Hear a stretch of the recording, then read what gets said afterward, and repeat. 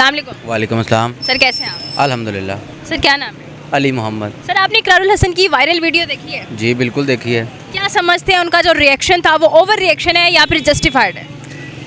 इकरारुल हसन का शुरू से लेके अभी तक ओवर रिएक्शन ही होता है।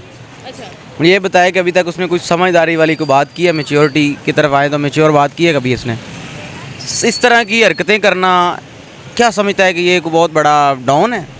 एक बंदा एयरपोर्ट पे खड़ा होता है, एक उसकी ड्यूटी, अगर आपस में आप खड़ी हैं पीछे कैमरे में, आपको भी लोग आपस में बात कर रहे होंगे, यार ये लड़की अच्छी लग रही है, प्यारी लग रही है, माइक अच्छा पड़ा, अगले बंदे का पॉइंट ऑफ व्यू है। अगर आप सुन लेते, आपके मुंह पे आके कहता है कि आपको गलत कहता है, अल्लाह ना करे ऐसा को होता है, फिर आप उसको थप्पड़ भी मार सकती हैं, आप बहुत कुछ कह सकती हैं। आपस में अगर दो लोग बात कर रहे हैं तो वो उनकी आपस की बात है ना, तो आपके अंदर इतनी बर्दाश्त होनी चाहिए कि आपको पार्टी बना ली है आपने। पहले तो आप माइक उठाते थे, अब आपने पूरा पाकिस्तान का बोझ उठाने के लिए आप निकले हैं बाहर। एक बंदे का बोझ, एक बंदे की आपकी आवाज़ जो बर्दाश्त नहीं कर सकते। पाकिस्तान बहुत बड़ा है, कैसे बर्दाश्त करेगा? बिल्कुल ऐसा ही है। तो अगर आपने एक पार्टी बनाई तो आपको कम से कम इतनी बर्दाश्त होनी चाहिए। बड़े बड़े लोगों को गालियाँ भी निकलती है, बहुत कुछ लोग निकालते हैं। अब आपने देखा होगा कि आए दिन अगर देखना चाहे तो ये बंदा अपने कमेंट्स देख लिए, इस वीडियोज़ के कमेंट देख ले, कितनी आवाम इसके खिलाफ है, इसकी पार्टी क्या चलेगी? खाक चलेगी। ये अभी से एंड है। कुछ लोग जो इसको पसंद करते भी थे या इसकी पार्टी को ज्वाइन भी किया था, मेरे ख्याल में ये वीडियो के बाद निकल गए होंगे कि यार ये तो बंदा साइको है।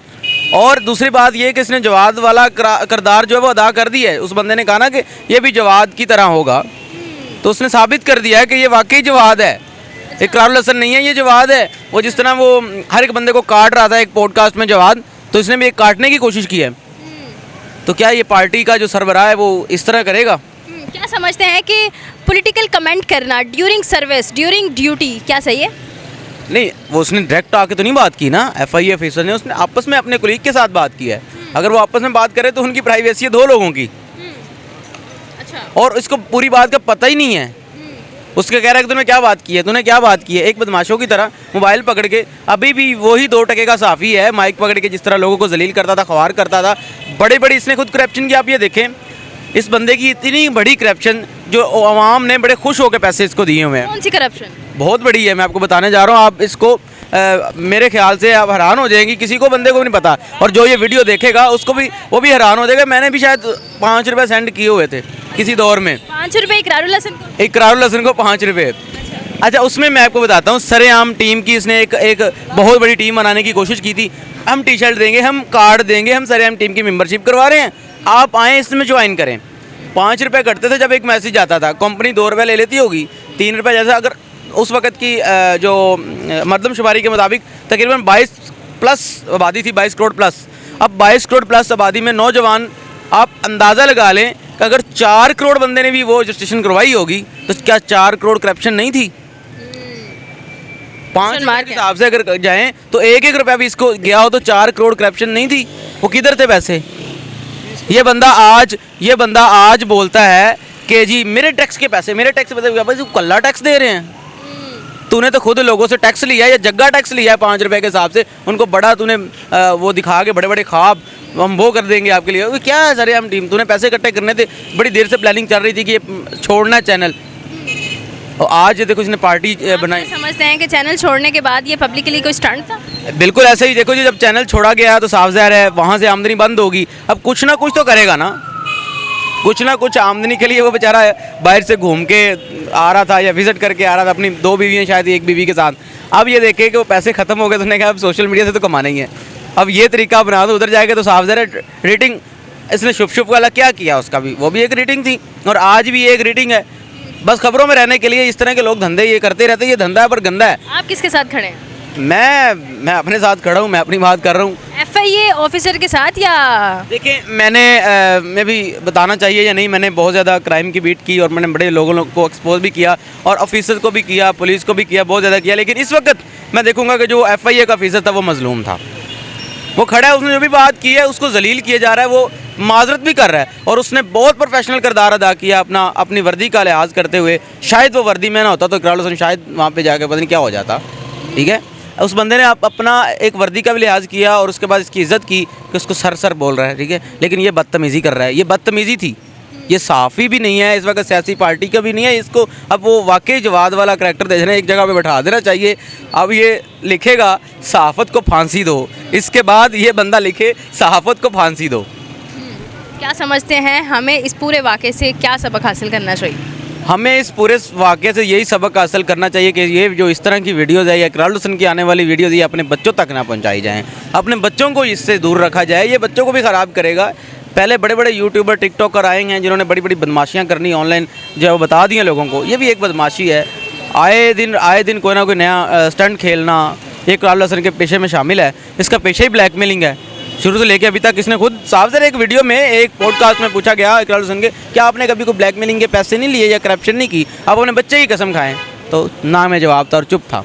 अगर कोई बंदा मुझे को कहे कि यार आपने ये काम किया है तो मुझे मेरे बच्चे की कसम दे, अगर मैंने किया तो मैं कभी भी अपने बच्चे की कसम नहीं उठाऊंगा। फिर क्या समझते हैं उस वीडियो में जो है वो बज़ाहिर सुना जा सकता है, देखा जा सकता है कि उन्होंने कहा कि आप मोहसिन नकवी के अंडर काम करते हो, फिर आप इमरान खान के हक में बोलते नहीं हो, साफ जाहिर करो ना। इस तरह के अल्फाज किस तरफ इंडिकेशन करते हैं, निशानदेही करते हैं? मोहसिन नकवी साहब भी इस पाकिस्तान के जो है या पंजाब के अंदर इस वक्त पाकिस्तान के, वो भी एक इसमें खादिम है, खिदमत कर रहे हैं ना पाकिस्तान की। अच्छा इक़दाम है उनका, वो अच्छे काम कर रहे हैं। लेकिन मोहसिन नकवी का क्या रोल है? मोहसिन नकवी ने आके इसके गिरबान को पकड़ा था।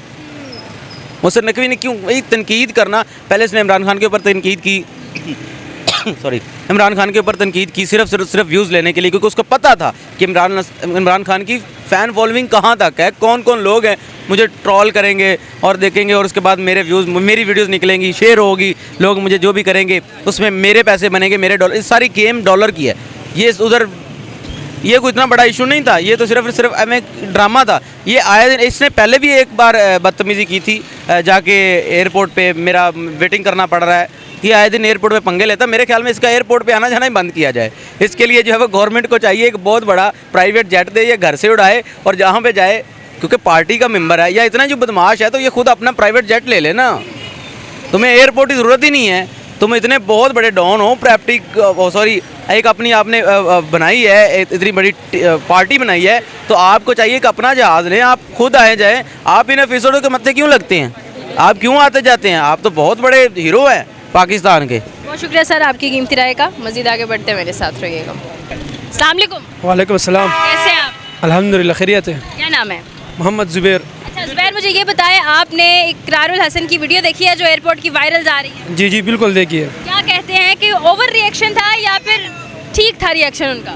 ठीक रिएक्शन था उस टाइम। अच्छा, हाँ कैसे? बहुत अच्छा। जो एयरपोर्ट में जो बंदा था ना, इसने इकरारुल हसन के साथ बहुत अच्छा सलूक किया। अच्छा, हाँ, इकरारुल हसन ने गलत किया है या एफआई ऑफिसर ने गलत किया है? इकरारुल हसन ने गलत किया। अच्छा, हाँ, कैसे? इमरान खान ने एक ब्रांड है और वो जो है ना वो ग्रैंड है। कौन ग्रैंड है? वो जो बंदा था इकरारुल हसन। क्या समझते हैं ड्यूटी पर एक खड़ा ऑफिसर क्या सियासी तौर पर इस तरह को कोई कमेंट पास कर सकता है? जी, एक सियासी कमेंट पास करना ड्यूटी के दौरान किसी भी शख्स को, क्या ये ठीक है?